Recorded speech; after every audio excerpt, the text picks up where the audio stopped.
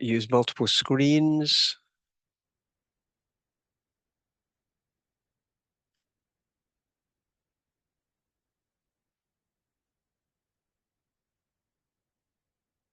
I'm trying to move the screens around.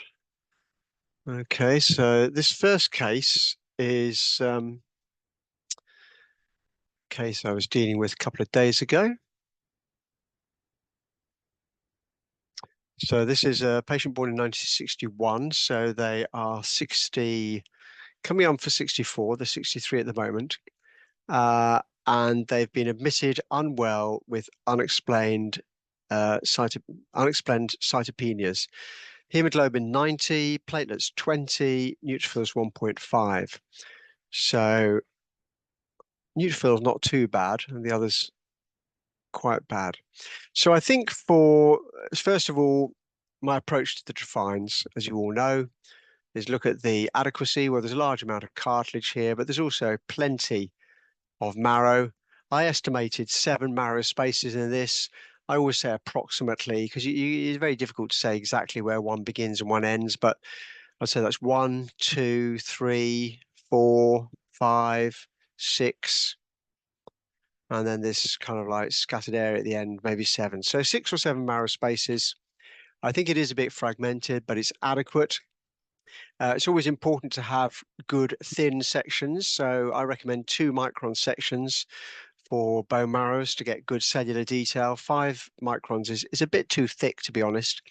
Very difficult. And I'll show you a case. I've got a case from, I should be able to show you some cases where you can see the difference between those. So this patient, I think for a person born in 61, so 63-year-old, 63-year-old, I think it's slightly hypercellular, not markedly, just slightly. The reticulum was also focally increased grade 1. I felt that the bone marrow was generally, sorry, the trabecula were generally normal. They're focally thinned, so they're a bit thin here maybe. But coming up to 61, you know, certainly in a woman, but less so in a man, there may be a degree of osteopenia. So the cells themselves, usually a patient with pancytopenia is a lot more cellular than this. But I think even at this power, you can appreciate there's a little bit of disorganization of the cells. And I can't see many good going neutrophils. So within this, we've got definitely there's left shifted myelopoiesis. We've obviously got abnormal erythropoiesis. Here's one erythroid cell lying on its own. Here's another erythroid cell lying on its own. And megakaryocytes, well, quite difficult to see the megakaryocytes on the H&E when they're not typical. And there's lots of atypical megakaryocytes in here. I think typical megakaryocytes you can easily see on an H&E, but micromegakaryocytes are harder to see, and they're really quite an important finding. So here's an abnormal megakaryocyte. Here's another abnormal one. That's probably a micromegakaryocyte there as well. I'll just bring it to the closest to the middle of the field. That's my highest power.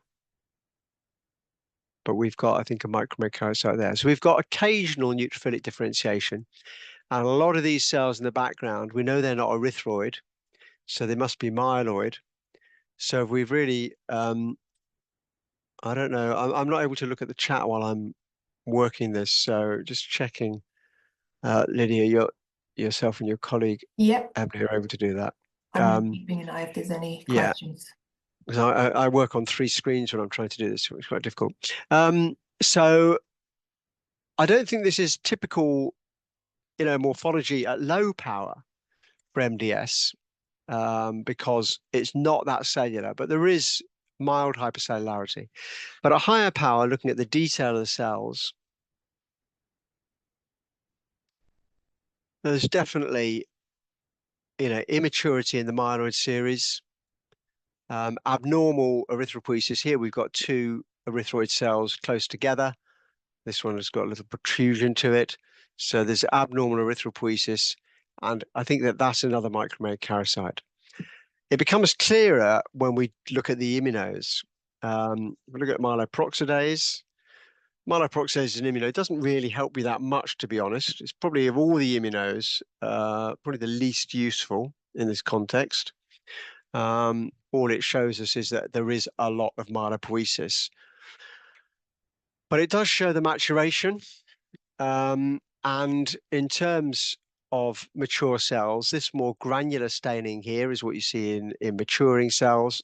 And this much darker staining is what you see in immature cells. So there is predominant left shift within the myeloid series. And I think the fact that we've got infrequent granulated cells goes with the fact that we don't see many neutrophils in this biopsy. Looking at the E-cadherin, which is a good marker for erythropoiesis and probably better than glycophorin A, because glycophorin A can sometimes be very difficult to interpret given the associated red blood cells. So if you had one to choose from, this would be the one. It stains more predominantly immature erythroid cells, but it does stain the mature ones to a degree as well. You can see we have got some erythroid islands, but there are many isolated, discohesive erythroid cells lying around. And I think that this where we have got islands, they're quite big, so that shows some erythroid left shift. Because usually with the E-cadherin, the erythroid cells would be lower.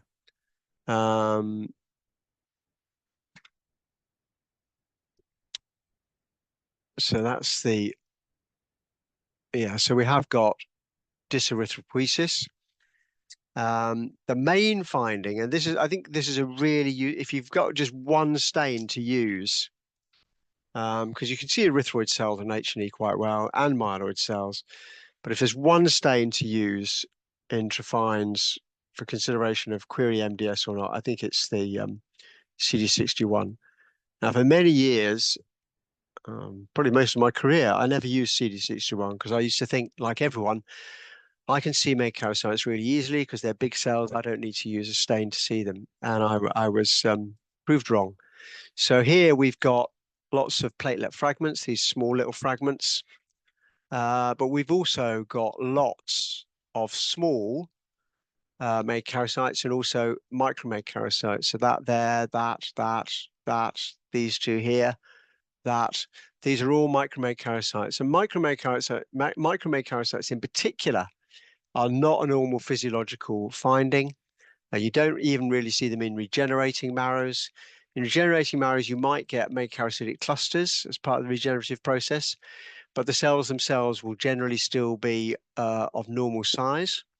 But tons of micromegakaryocytes, as we see in this, I think really clinches the diagnosis of a myelodysplasia.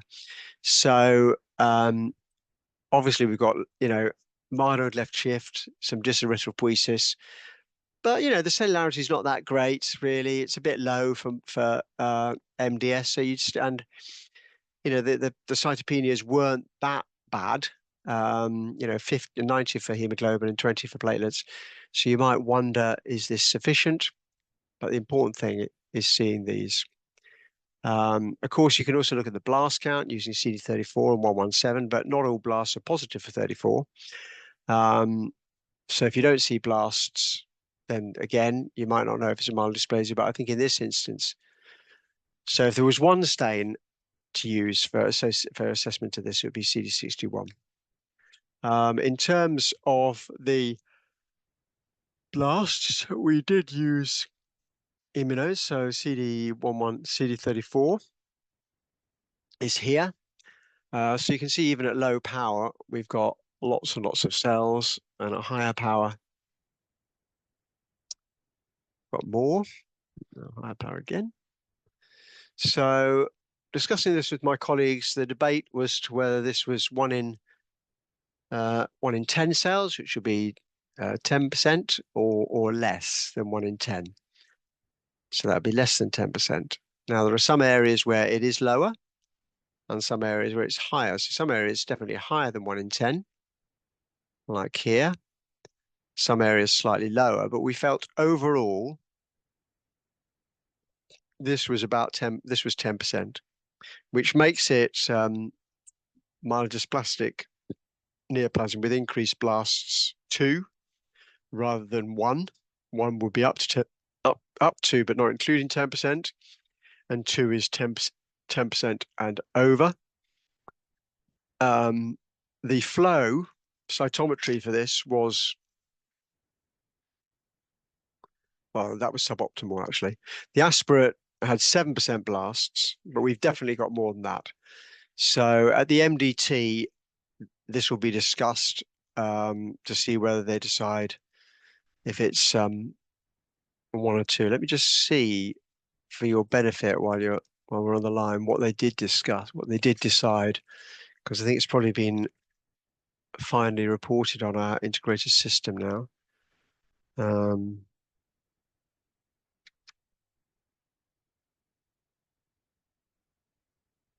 Just to give you a sense of how we interpret the different blast counts between the trephine, the flow, and the aspirate.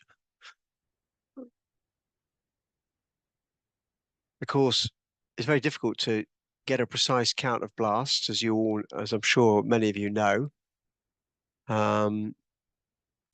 So the integrated report, so the integrated report has gone up. So the haematology suggested,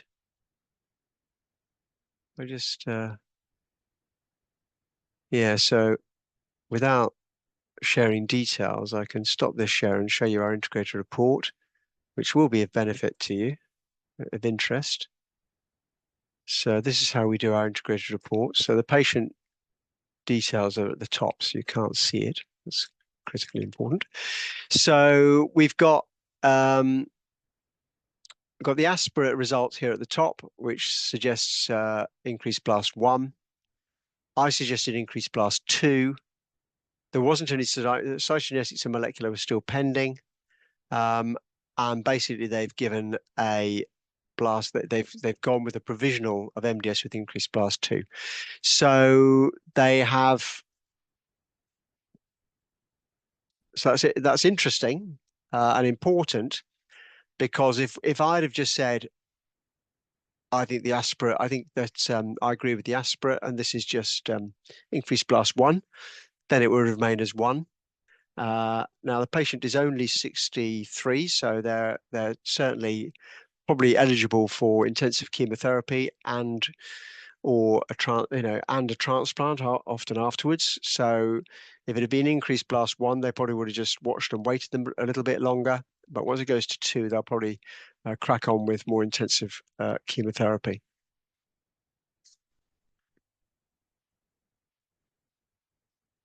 So many people say, well, and of course there is the debate between the WHO and the International Consensus Classification.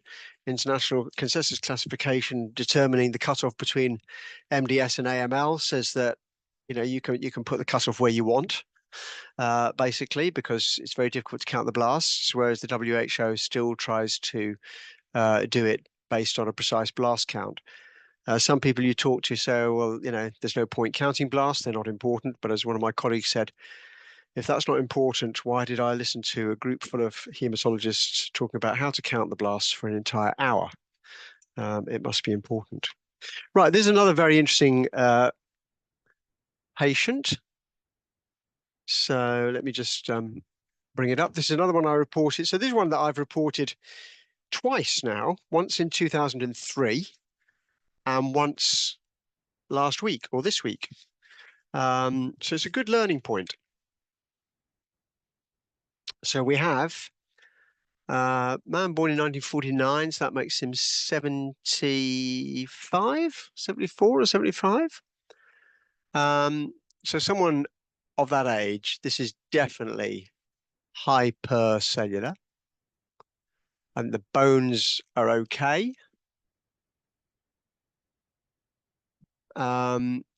It's obviously abnormal. So it's hypercellular, not maximally, but it's hypercellular. We're losing paratrabecular fat spaces. So there's obviously some kind of infiltrate there and there and there. And then moving down, we've got an infiltrate here as well, and looks like a bit of an infiltrate here and here. So this is a normal kind of paratrabecular fat spaces, and here we have lost it. So, and I think the same thing is the case elsewhere. So it's hypercellular, and it looks like there's a localized infiltrate, because you can see here we've got something going on here in particular. So he's got an anemia. His hemoglobin is 96, platelets 304, neutrophils 4.6. So probably in a lot of your territories, someone wouldn't come with a hemoglobin of 96. They'd probably still be walking around. But here, people may well present with that. So here we have got, looks like a lymphoid infiltrate.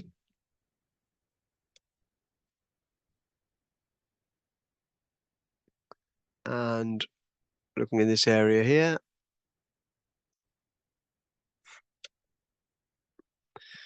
we've got a mixed lymphoid infiltrate of largely small with occasional larger cells. Not many plasma cells and not many lymphoplasmacytoid cells. So, but there are occasional plasma cells. There's a plasma cell there, for instance. Oops, sorry, that made it really terrible. I need to also white it.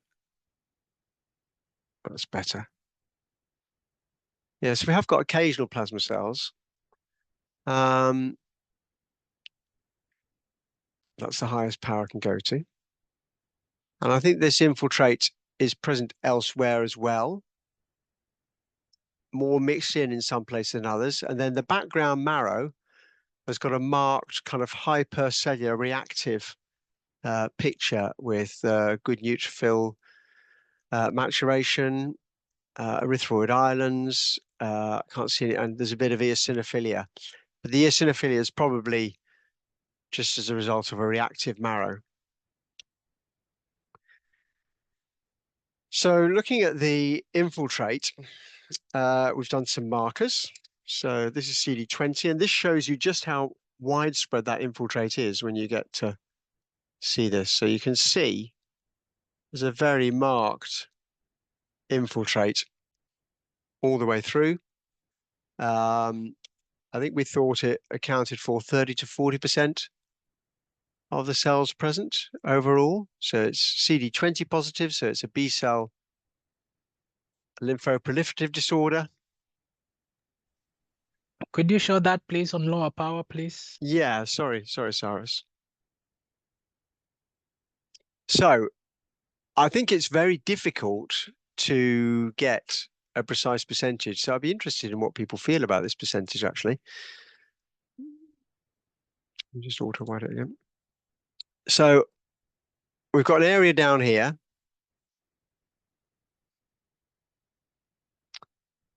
And then up here. And then at this more fragmented area at the end, which is difficult to interpret. It might not be entirely represented. A lot of crush artifact in that area. That's probably almost close to 100%. That's a very high percentage there. This is a lower percentage here. So, and we've said 30 to 40%. Do people think it's higher than that? It is very subjective. I think generally I'll ask myself whether half of this tissue is involved, and I'll say yes, it's slightly above 50%. So anything 50 to 60% would, in my opinion, would be more like the area of involvement. So that's good to know. So we called it.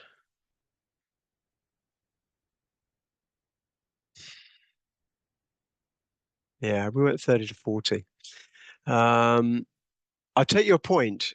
I think that, I've said 30 to 40, which means I could probably go from 40 to 50. So I could probably go as high as 50%. I think that with these markers that have got, with the markers that are cytoplasmic, like this, what you're getting is because they're larger, obviously, because the stain is at the cytoplasm and does actually extend a very, very tiny amount outwards because of the way the dab concretes on the positive stain, then they look bigger than the cell. So if you look in that area there, at low power, you might say, let's see if I've gone the wrong way. Sorry about that.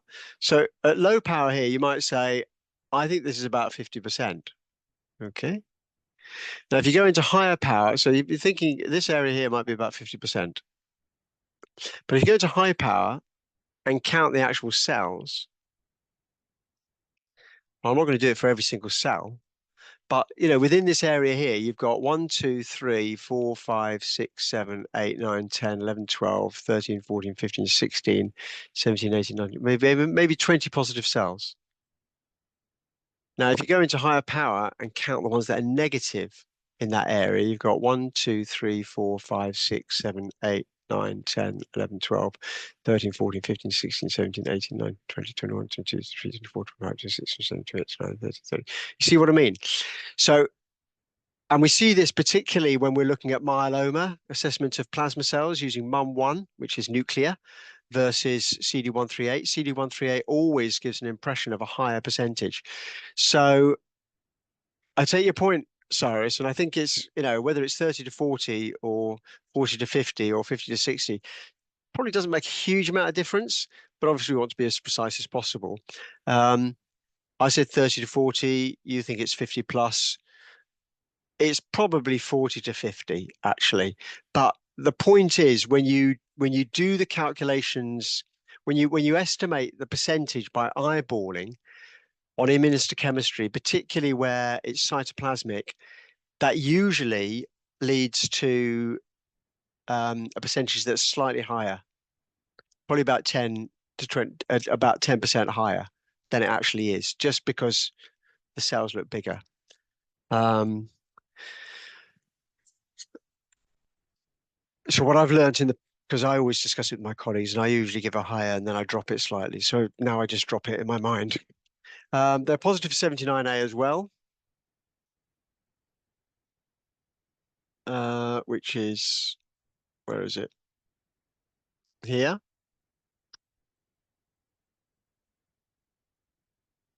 And if anything, there are slightly more positive for this, because this is probably staining some lymphoplasmacytoid cells as well. So the positivity for 79A is higher, which is interesting.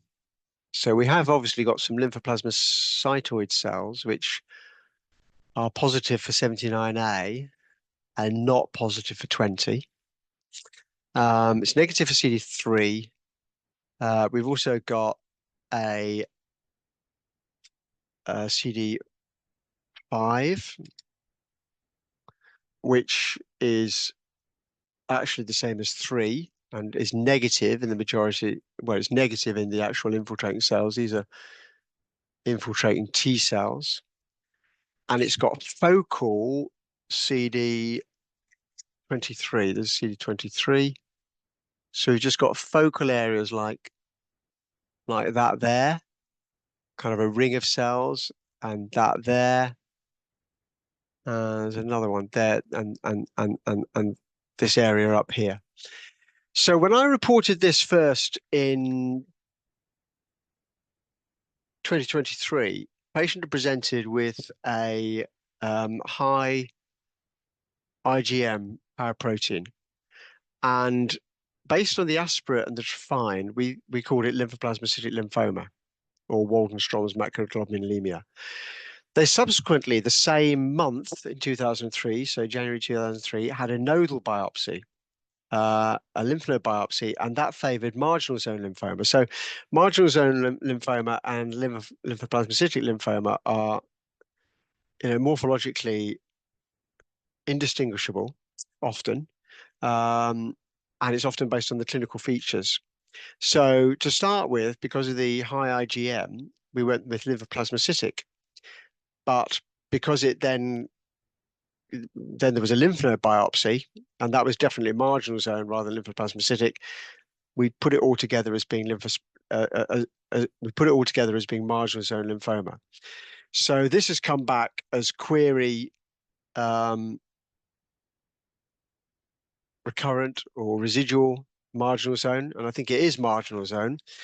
I think there are some lymphoplasmacytic cells, but when we look at the CD138, we've got very little.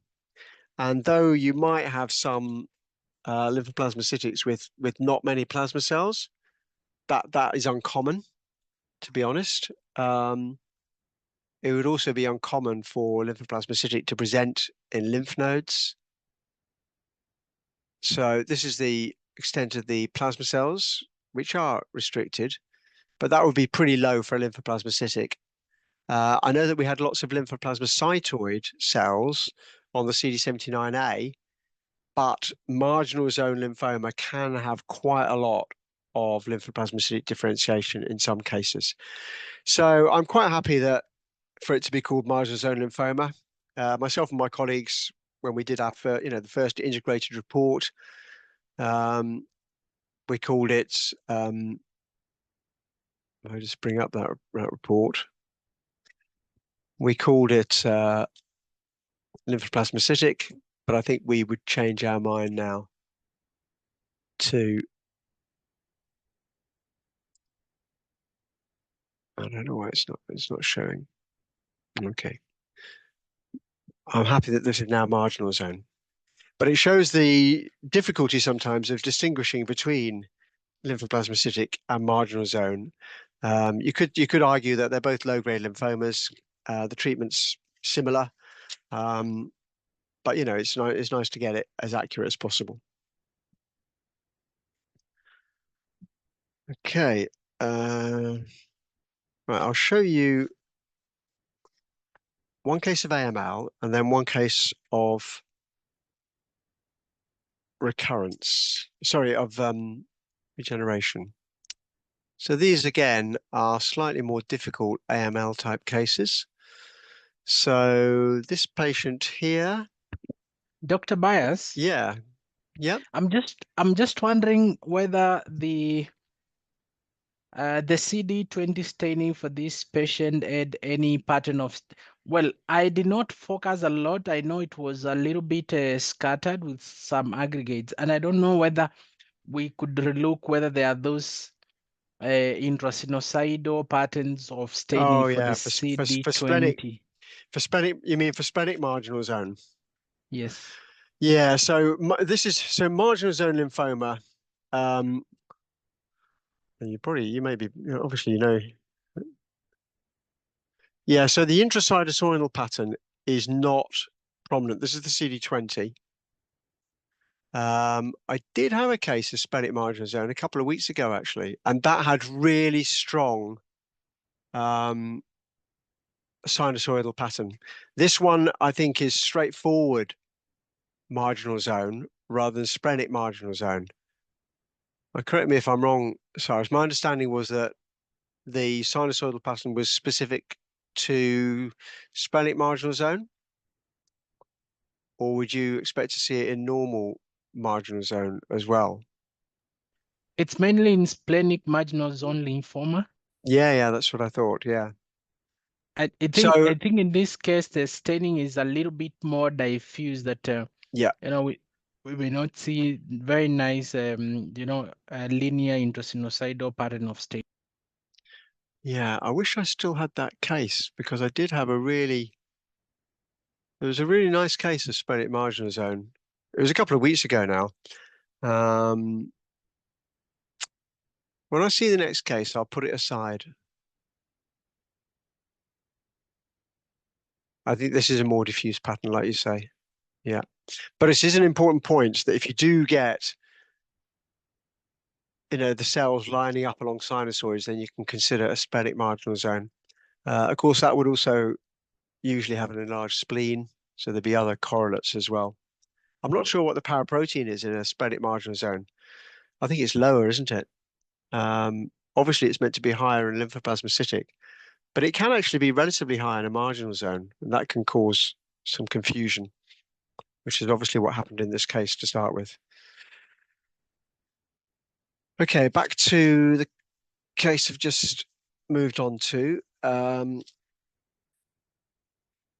So hopefully this level of increased detail that I'm able to show these at, because you are an audience who have got specific interest in Haempath, so I'm trying to show you more difficult, well, if not more difficult, certainly going into the cases in a bit more detail than I would normally do. Right, so this one is, I can get it on the screen. There's a patient born in, sometimes it's difficult to read the cards. Yeah, also born in 61.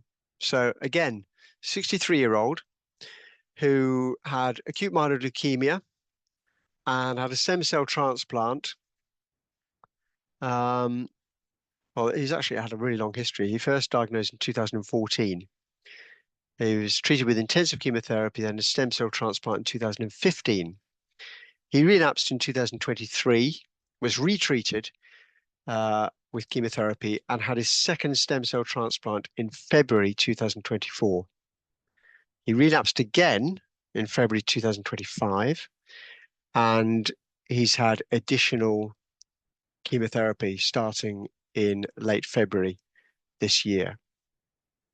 So you could argue that he's had, you could argue that he's had bad luck in having having two relapses and having two transplants. So you could argue he's had good luck in that his initial AML was nearly 10 years ago now, and is obviously quite an aggressive disease, and he's still survived this length of time. So this is post-chemotherapy marrow in a 60-year-old, 60-odd-year-old. So it's hypocellular, consistent with recent chemotherapy. There's lots of hemosiderin you can see lying around. That's also consistent with chemotherapy and multiple transfusions. And it's a question of what is actually there at higher power. So, in this case and the next case are really two good instructive cases, very similar, but quite different. So we've got a large number of immature cells scattered through the marrow. We have got occasional megakaryocytes. Can't really see any erythroid cells, got some plasma cells. Obviously, they had recent chemotherapy, so there is going to be an inflammatory reaction. And lots of small to medium irregular cells, prominent nucleoli, a lot of foamy histiocytes consistent with recent chemotherapy. Everything is being mopped up as part of the inflammatory process because the marrow has been destroyed and therefore needs eating up. There are occasional erythroid cells like there and there, probably these two here. So the question is this residual disease, or is this just really early myeloid regeneration? So I think in this instance, it's really important to, have clinical correlation. And that's why, your training, Cyrus, and your colleagues is probably better than ours in this regard, because you do both aspirates and trophines, because it can be quite difficult to say whether these are just really early myeloid cells or whether they are residual acute leukemia. So if we do the immunos, it can help. But the clue, I think, is in the H&E. But we'll look at this. So we've got, this is myeloperoxidase, and you can see lots of very densely staining cells. And I think against the immature cells we're seeing being regenerating myeloid cells is this stain here, because there's not a huge amount of positive cells compared to the number of cells we know are there on H&E. There is some fuzzy staining in some of these, but when you get fuzzy staining like this for myeloperoxidase, I'm not sure about taking it as true staining. If we look at the CD34,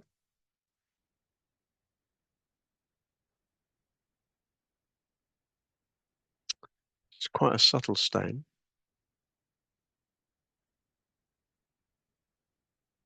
So CD34 gives just very punctate staining. And here you can see lots of these immature cells are positive for CD34. You've always got to look at it at higher power because it can be very subtle punctate paranuclear staining. But there's a very high proportion of those cells are positive. What's this?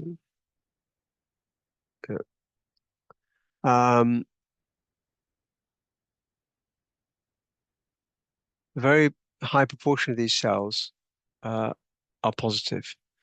So in a regenerating marrow, post chemotherapy or post transplant, you might get maybe up to 2 or 3% of the immature cells physiologically may express CD34, but not at this number. And this is probably 20 to 30% of the cells present. So this was considered to be relapsed acute myeloid leukemia. Conversely, I'll show you another case with similar morphology, but a different conclusion.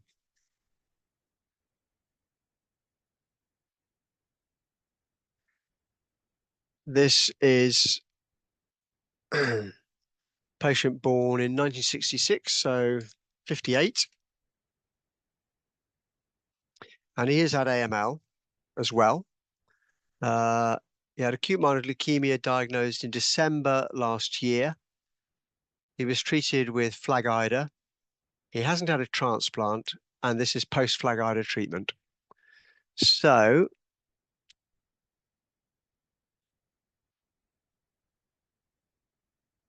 it's variable. You've got some normal to hypocellular areas, some hypocellular areas, and then other slightly hypocellular areas. And this is common post-treatment, that you get the cells growing back in individual clones, and then they'll eventually all coalesce and fill this area as well. So this variable cellularity post-chemo or post-transplant is common.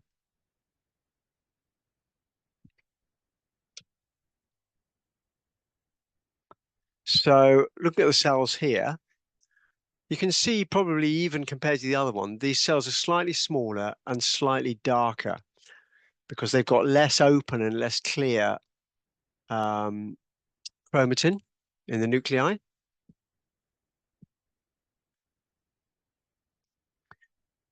They again do look very left shifted and very abnormal. And there aren't many normal neutrophils, but we can appreciate a maturation spectrum. So we've got quite a lot of band forms like here and here and here.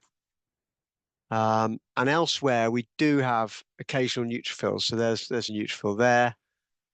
There's a neutrophil there as well. So we've got some neutrophilic differentiation. There's quite good neutrophilic differentiation in that field there. This field here, like there and there, a band form there. There's a neutrophil there. So we've got, even though it's very left shifted, it's got maturation, whereas the other one didn't have any maturation. So on an H&E, this is more likely to be regenerating marrow rather than residual leukemia. But it can be difficult. Particularly, we use a lot of growth factors, GCSF, and so on. So it can be it can produce very left shifted myelopoiesis, and it can look really nasty. So it's just to be aware of that when lots of growth factors are being used. But if you see maturation, even if it's not full maturation, it's more likely GCSF stroke regeneration effect rather than acute leukemia like it was in the previous case.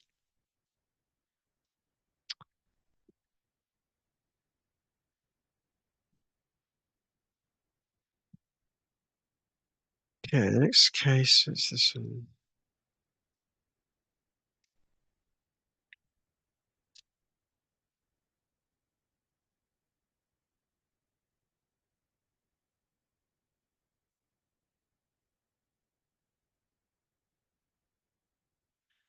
The next patient, born in 1998, so 27, coming up for 27, 26 at the moment. And they present with a high white cell count. So hemoglobin 86, white cells 11.2, not that bad. Platelets 22.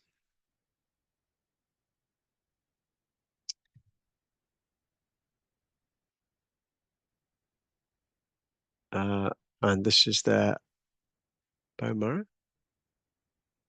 So I think it is slightly hemorrhagic in places, slightly edematous, like here. I don't think there's actual necrosis within it. Superficially, at low power, it looks like there might be necrosis, but I can't see necrosis in it. But I think there's a lot of hemorrhage. But if you take that into consideration, it's probably close to maximally hypercellular. It would be more cellular, except it's all been pushed out by this artifactual hemorrhage. There's no normal hematopoiesis. And what we have are large numbers of uniform, medium-sized, kind of ovoid to polygonal blasts with dense nuclear chromatin, indistinct cytoplasm. And they all look very similar to each other. And there's no normal hematopoiesis. Are there any suggestions as to what this might be from anyone? If I just find another good area for you to consider. Well, it's not a very good area. Let me find a good area for you to consider.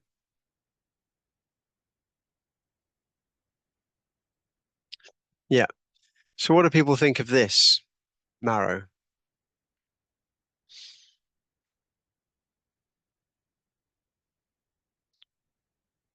Well, I suppose we want to know what the lineage of these cells is. What clues have we got? Well, it's obviously easier for me because I know what the diagnosis is, but let me put it into context. They're all the same. We have virtually no normal hematopoiesis. Having said that, I've just spotted a neutrophil up there, but that's it. Full of blasts, all the same, which means it's got to be an acute leukemia. So it could be either acute myeloid leukemia or acute lymphoblastic leukemia. Acute lymphoblastic tends to be more uniform. Acute myeloid tends to be more, even though all the blasts look similar, there tends to be a greater degree of variation in them, and they often tend to be larger. These ones are more medium-sized and very uniform. So on morphological grounds, I would say this is more like a B lymphoblastic leukemia. We can look at the immunos to see if we were correct. So this is CD20. Well, you'd say, no, not positive for CD20. Most of the cells are negative. So is it myeloid? So we're looking at the myeloperoxidase. We can find it.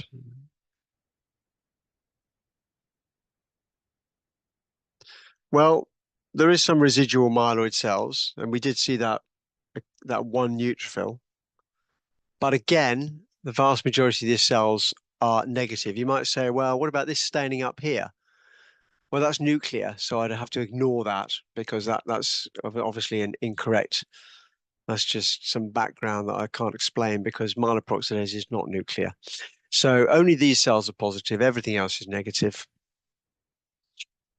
So it's positive for CD20 and for myeloperoxidase, but we have to consider the other B cell markers as well, because you can get the immature B lymphoblastic leukemias, and it's positive strongly for 79A, for PAX5, which is a nuclear marker, and for, actually this one was positive for CD19, which we don't usually see positivity for. It doesn't usually work very well in Trefines.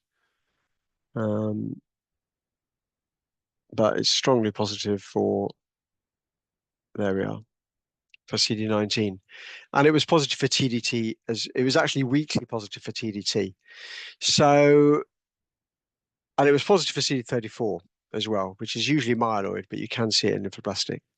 So this was B lymphoblastic leukemia, and it occupied about 95% of the cells were positive.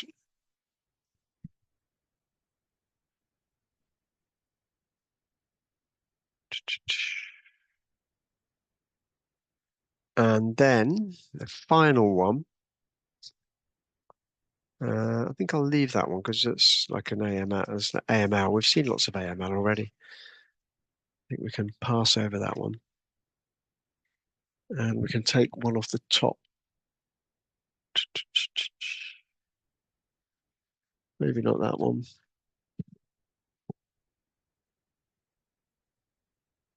Yeah.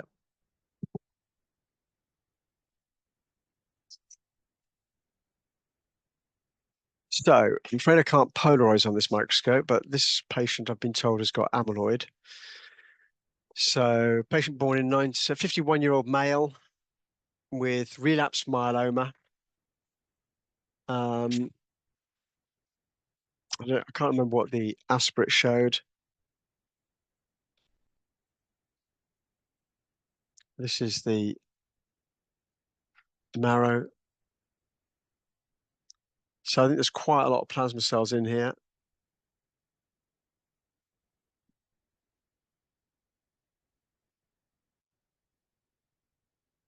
It's difficult to see them on H&E.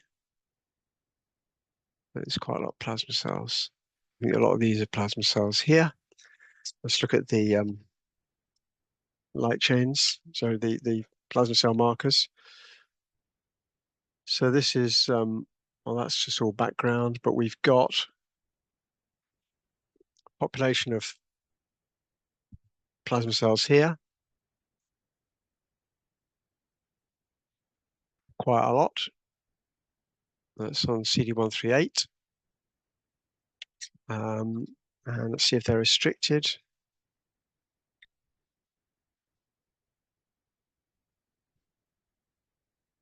So this is kappa. So there's hardly any staining for that. There's one positive cell there. And for lambda,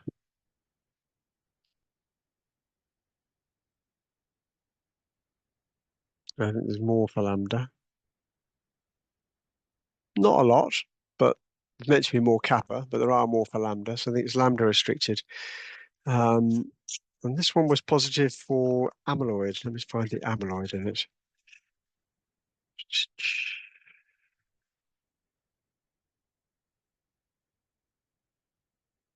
Yeah.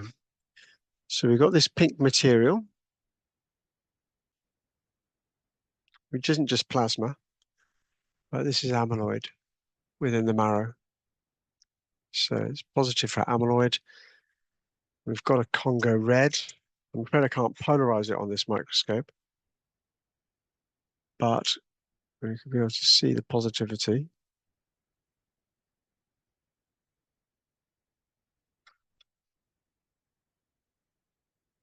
But there's good red positivity in all this material here. It's interesting because this amyloid is not around a blood vessel. Typically, you get amyloid around a blood vessel, but to get amyloid like this in the in the intertrabecular spaces is really quite uncommon. But it's a nice example of it. Right, I'm probably going to have to stop there because I've got another meeting on the hour, and I've got to do something before then as well. So I'm a bit pressed for time. That's one of my colleagues' case to give back to her and put that there. And these cases were mine to go back to file. And those cases, I've got a whole set of cases now I can keep for the next time I teach with you because I didn't use them all, including that one, I think. And that one. I didn't use those two. I used all these, didn't I? There's that one. Pixton, yeah. And I used all those. Okay, thank you very much. I'm afraid I will have to stop there. Next week, it's Professor Marco